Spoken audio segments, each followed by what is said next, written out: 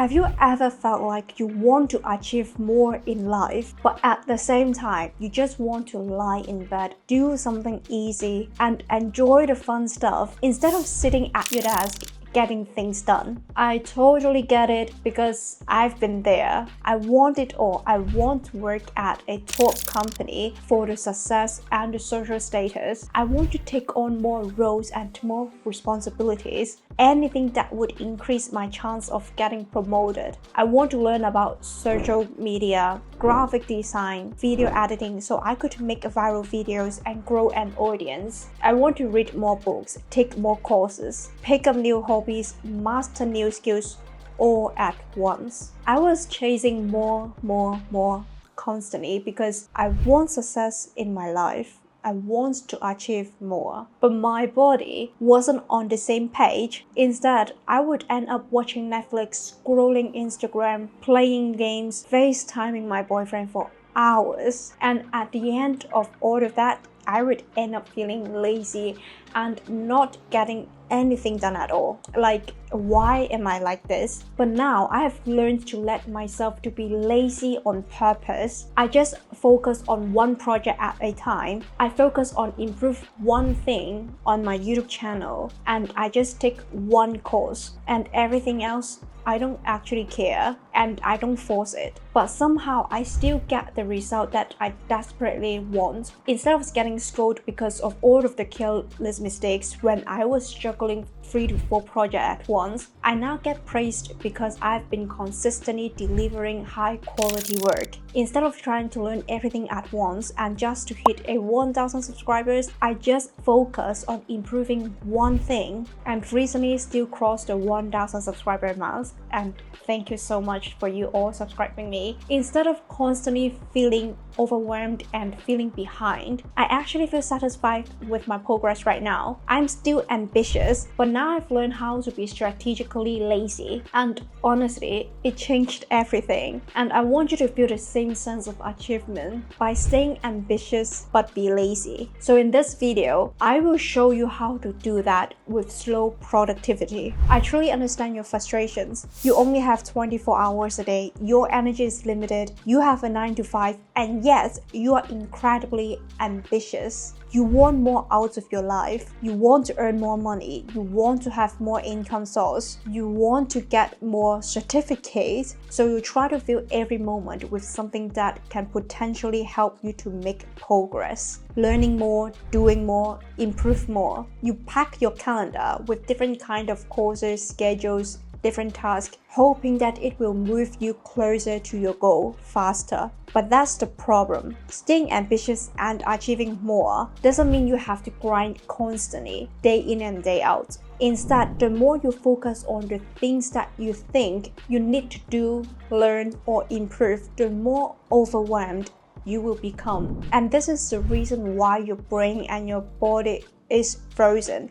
This is the reason why you think that you are being lazy, but you are actually not lazy. You are just overloaded and overwhelmed. And science actually back this up. According to a psychiatrist, Dr. H. Stephen Branca, when we are under extreme mental stress, the brain can trigger a freeze response, a survival instinct we evolved to protect ourselves from danger. And for so many of us, that endless to-do list on your desk, our brain will interpret as a threat to our well-being. So instead of pushing through it, your brain does what it designed to do. It shut down to protect you. That's why you suddenly feel like you're unmotivated, you feel stuck, and you're completely unable to do the things that you think you should do. Even though deep down, you still want to move forward. So the cure isn't about doing more and more. It is about slow productivity, staying ambitious but doing less on purpose and strategically,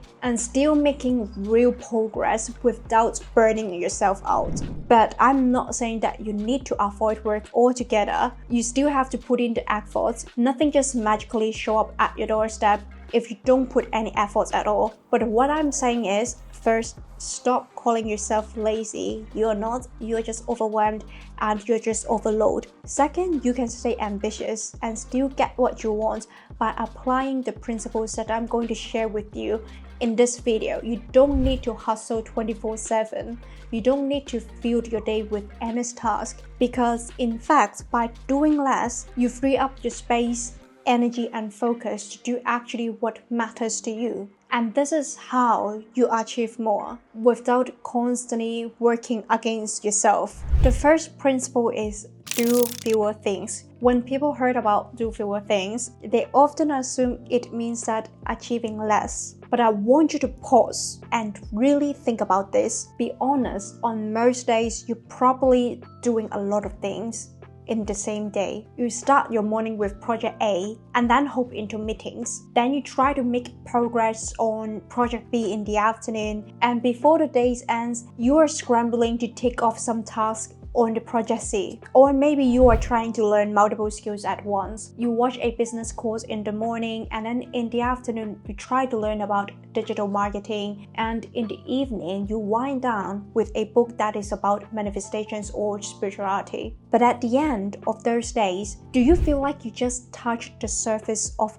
everything, never go deep, and never really satisfying with your progress, with your results, but just staying busy? If we are being real to ourselves, most of our time when we are juggling too much in a day, we don't actually feel like we have achieved much. And honestly, the quality of your works can reflect too. This is when you realize doing more doesn't mean achieving more, because productivity isn't about how many things you've done in a day. It is about the value that you create in the time that you have. So what if instead spreading yourself thin across 10 things, you focus on just a few, or even just one thing at a time? That's what I start doing, and like I mentioned in the introduction, I just focus on one project at a time. I just focus on improve one thing on my YouTube channel, and if I'm taking course, I just focus on one course. And now you may be thinking, that sounds great, but in the real world, especially at work, I can't just choose to do fewer things because I'm not the boss. That's totally fair. And we need to address that first, because when someone tries to add something on your plate, what is your usual response? You might say, I've already have a lot of things going on. And then what will they say? Well, everyone is busy, and they will still give you the task anyway. That's the problem. Being fake doesn't protect your time. You need to be very, very specific about how busy you are. For example, you can say something like, I would love to help. However, I've got deadline on both Wednesday and Friday. I'm only about 20% done on the Wednesday deadline, and I need today and tomorrow to work on the task. Then I need time to get it reviewed. After reviewing that, I still have to update it. Then I need to submit it first thing in the morning on Wednesday. After that, I have to immediately start to work on the Friday task, which involves blah blah blah blah blah. I would really love to help, but I really don't have the capacity at this moment. The more details you are, the clearer it becomes that you are not just busy, you are managing high priority deliverables. And if you are in the industry where people understand how long a task it takes, that helps even more if you can say what the specific task that you need to work on. For example, in my field, doing a proper measurement takeoff for a mid-sized project, it takes around a whole week. So if someone adds something on my plate and I reject it because I need to do a takeoff for a project, I would directly tell them, I'm sorry,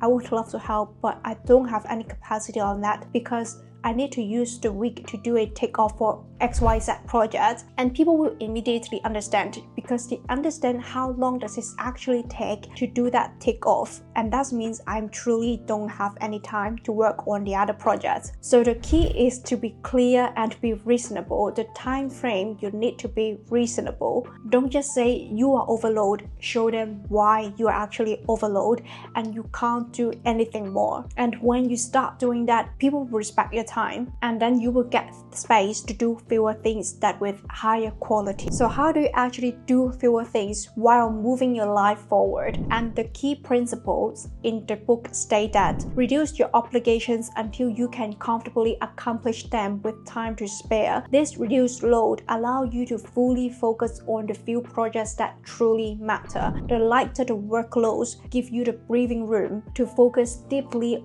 on the few things that actually matter. And to make that happen, I will walk you through 3 practical strategies, that is limit missions, limit projects, and limit your daily goals. First, limit your missions. Your missions actually means your life goals. It's not your daily to-do list, not your side quests, the big picture, the stuff that if you look back one day, it will make you say, yeah, I lived a meaningful life. But here's the catch. Most of us are trying to do everything. Build a business, climb the corporate ladder, become a content creator, learn 5 languages, get a master's degree, stay fit, be social, be productive.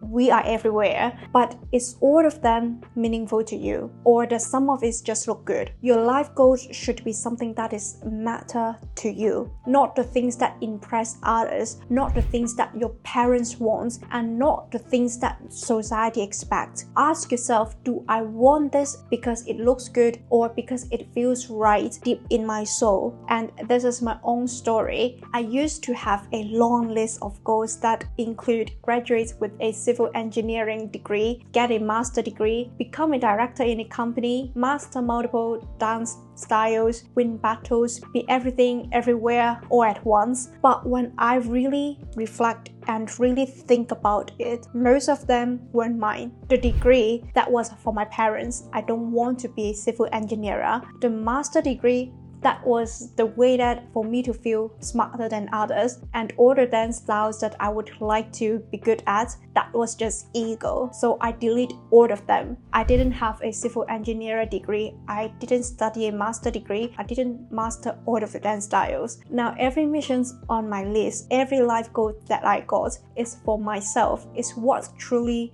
meaningful to me. It is not for validation, but because it matters to me so much. And this is how you should limit your mission. The second is limit your projects. Once you have limited your missions, the next step is limit your projects. Project means the task that you need to do for you to achieve your life goals. Not every task deserves your time. For example, if I want to grow as a content creator, I could do a million things: brainstorming, writing scripts, video editing, designing my thumbnails, planning SEO, studying content strategy. But I don't have to do that all by myself. This is where you learn how to simplify and delegate. For me, I decided not to worry about SEO or A/B testing on the thumbnails because I'm not at that level yet. Editing videos and thumbnails, essential, but those can be outsourced. Script writing, that's the skill I really want to learn about and I really want to master, so I will keep it for myself. And that's the point. You don't need to do everything to achieve what you want, to achieve more.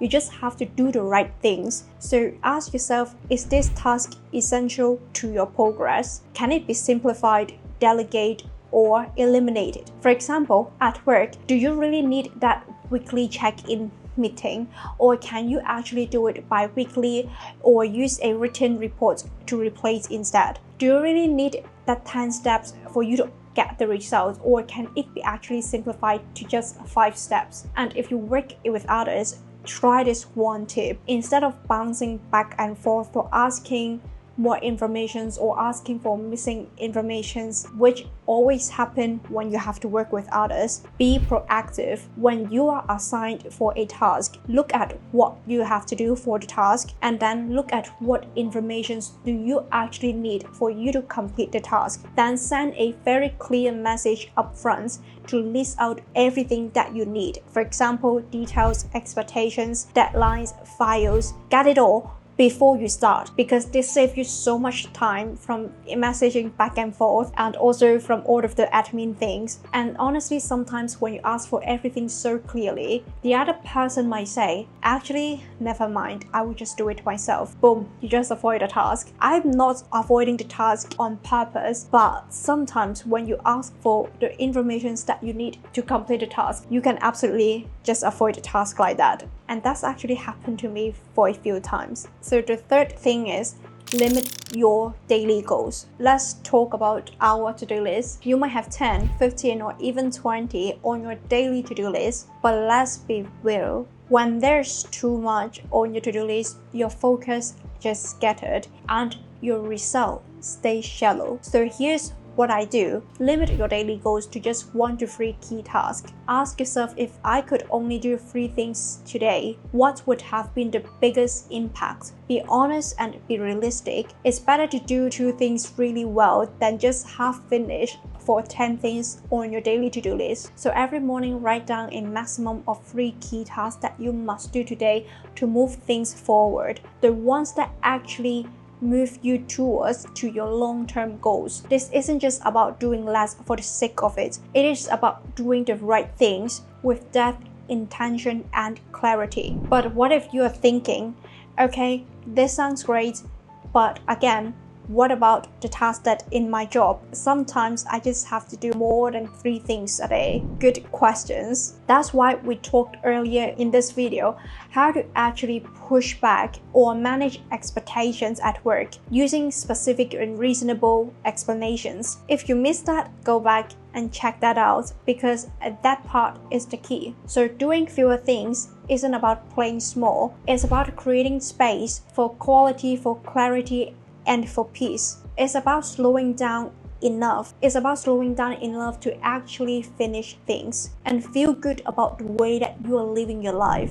So start small, cut the noise, keep what matters, and watch how much progress you make by actually just doing less. The second principle is work at natural pace. Let me ask you something. Have you ever rushed to make a progress, only end up with work that felt rushed, messy, and just not your best? If yes, then this principle is for you. Work at a natural pace. This means don't rush your most important work. Let it unfold over a sustainable timeline with room for variation in pace and intensity, and in environment that supports your best thinking. I will be honest, this will not apply to every task, because there are deadlines at work and there are other responsibilities in your life. I mean, I can't just spend 3 months for 1 YouTube videos when I have committed to posting weekly. But even if you're working with deadlines, you can still apply these principles mentally. Sometimes the problem isn't the deadline itself, it's that when we start panicking in our minds while we work, we so focus on the clock ticking down that we can't focus properly. We are anxious, we are scattered, and we never get into flow. So working at a natural pace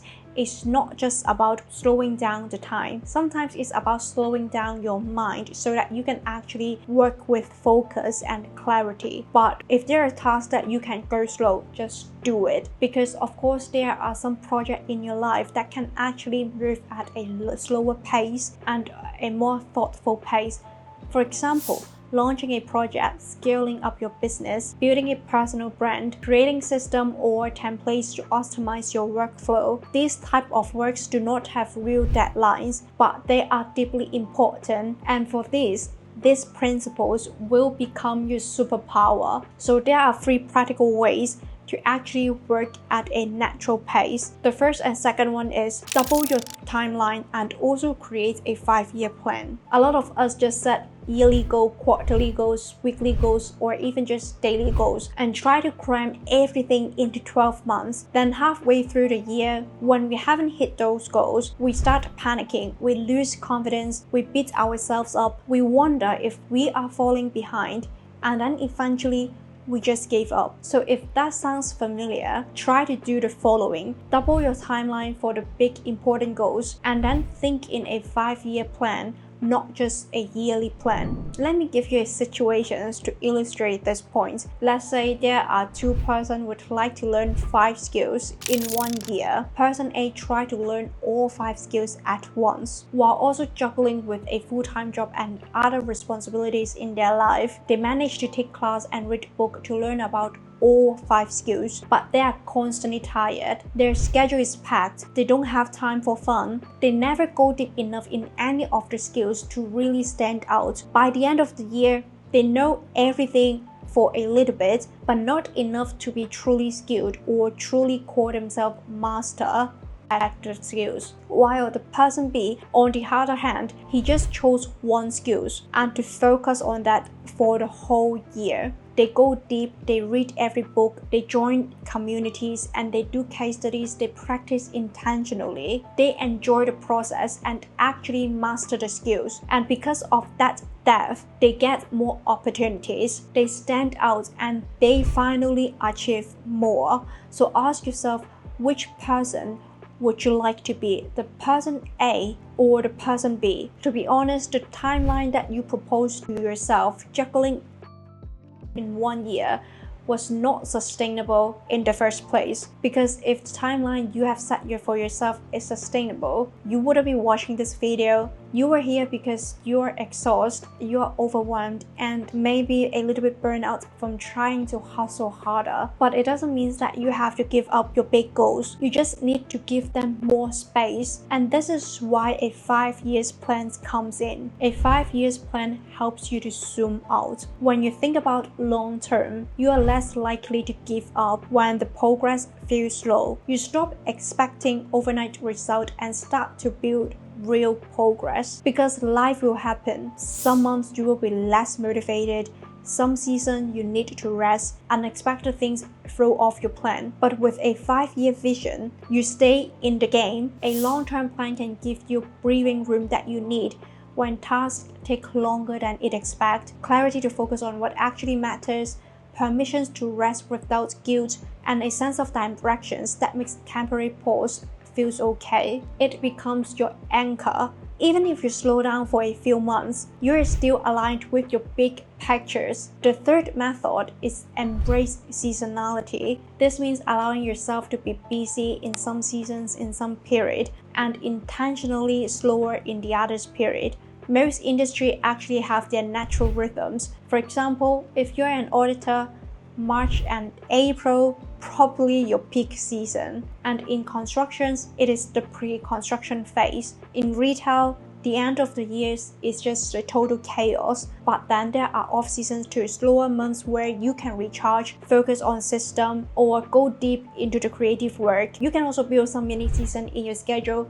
For example, a no meeting Monday, a light month after a heavy one, chill Fridays, which, let's be honest, it already happens in many offices. Not every workplace will make it official, but many already follow this rhythm without you realizing it. So when you notice those natural slowdowns, lean into it. Use that time to rest, reflect, or make meaningful progress towards the big goals. So working at a natural pace doesn't mean being slow. It means being sustainable and be realistic. The third principle is obsess over quality, and this means obsess over the quality of what you produce, even if this means missing opportunities in the short term. Leverage the value of these results to gain more and more freedom in your efforts over the long period of time. Obsessing over quality often requires you to slow down because the focus needed is simply not compatible with the constant busyness. And this isn't just some of the romantic ideas, it is a strategy that many successful companies build their legacy on. So let me give you an example. When Steve Jobs returned to Apple as an interim CEO, things were bad. Apple has just experienced a quarter where their sales has dropped by 30%. Jobs quickly assessed that that's because the company has too many product lines, so he cut it all down. He simplified Apple's entire product line into just 4 things: 1 desktop and 1 laptop for business, and 1 desktop and 1 laptop for everyday users. And that's it. In the first year, Apple lost over 1 billion. But the very next year, they made a profit of 309 million. So Jobs said something that's really stuck with me, and it is, deciding what not to do is as important as deciding what to do.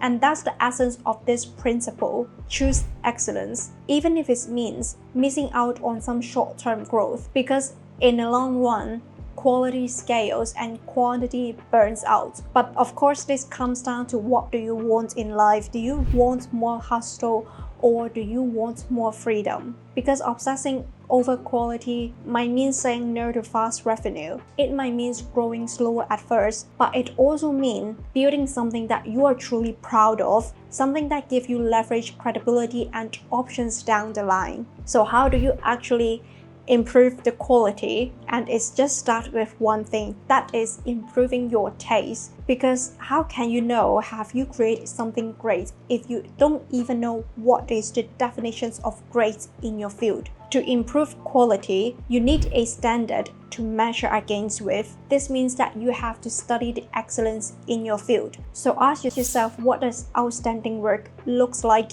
in your space? What are the best creators, leaders, or professionals doing differently? If you're a content creator, study the videos that perform well with your target audience. What do they do right? Is it the pacing, the editing, the packages?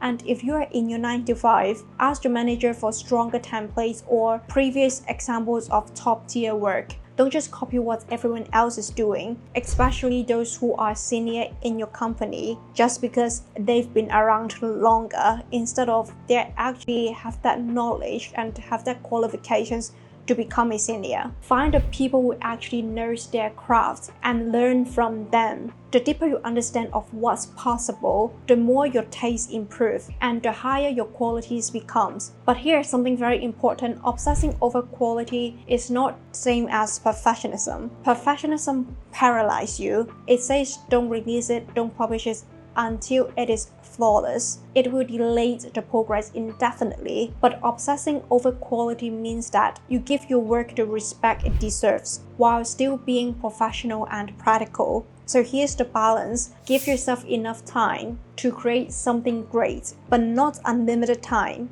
Let go of the pressure that you have to create a masterpiece every single time. Focus on consistent elevations, not perfection. Because in the end, it's not just about the end result. It's about how deeply you care about what you are putting into the world. I know that you're ambitious, you want to achieve more, grow faster, and make your goals as a reality, and that's a very beautiful thing. But I want you to really sink this in. Doing more doesn't always mean that you are achieving more, especially when your plate is already full with work, with responsibilities, and with life. Sometimes doing less intentionally is what finally allows you to feel accomplished, to go deeper, to actually finish things, to enjoy the process instead of constantly racing through it. So take a breath, take what resonates with you. Maybe it's about doing fewer things, maybe it is work at a natural pace,